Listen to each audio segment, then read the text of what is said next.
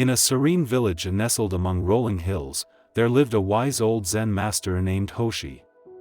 Known for his calm demeanor and profound wisdom, Hoshi spent his days meditating, teaching, and tending to his modest garden. The villagers often sought his guidance, for he had a reputation for helping others find peace amid life's turbulence. One day, a young and beautiful woman named Aiko, who lived in the village, found herself in a predicament.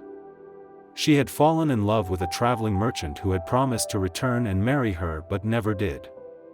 Heartbroken and ashamed, Aiko discovered she was with child. Desperate and frightened, she devised a plan to avoid disgrace. When her parents confronted her, she pointed her finger at Hoshi, saying, "It was the Zen master."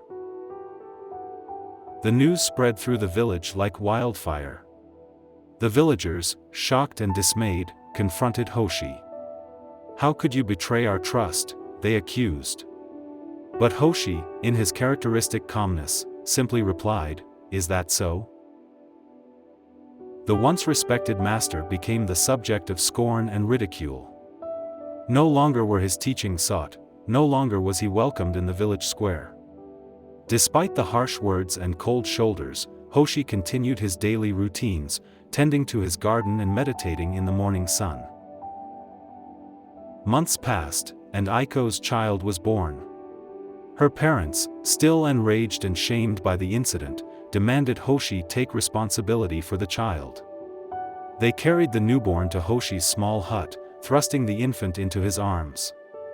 "You must care for this child," they insisted. Hoshi looked at the baby's innocent face, then at the distraught parents. He nodded gently and said, "Is that so?"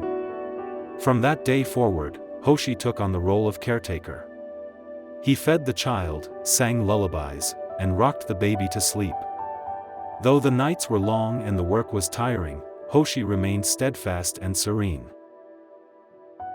Years rolled by, and the child, a boy named Kenji, grew under Hoshi's care. Despite the hardship, Hoshi never wavered in his affection and dedication.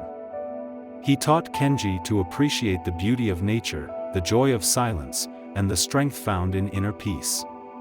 The bond between them grew strong, like the roots of an ancient tree.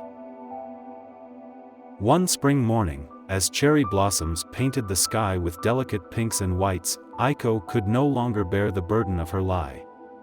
Overwhelmed with guilt and remorse, she confessed to her parents the truth about Kenji's father. They were stunned but realized the gravity of their actions. With heavy hearts, they decided to make amends.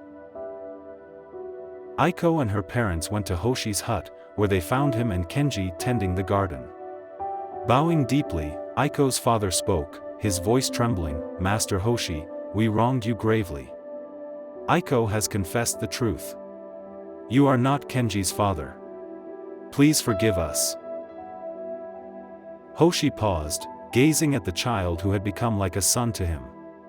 Then, with a serene smile, he replied, "Is that so?"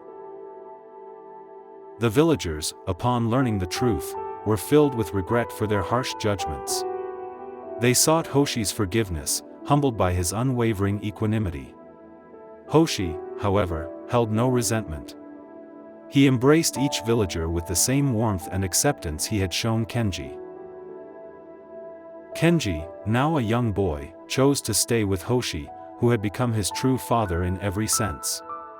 Hoshi continued to teach him the ways of Zen, instilling in him the same calm and acceptance that had carried him through life's trials. The village, transformed by Hoshi's example, flourished with a newfound sense of compassion and understanding. The villagers learned to embrace life's uncertainties and challenges, knowing that peace could be found within. And so, the story of Hoshi and Kenji became a legend in the village, a timeless reminder of the power of equanimity and acceptance in the face of life's ups and downs. The simple words, "Is that so?" echoed through generations, inspiring many to find tranquility amid the storms of life.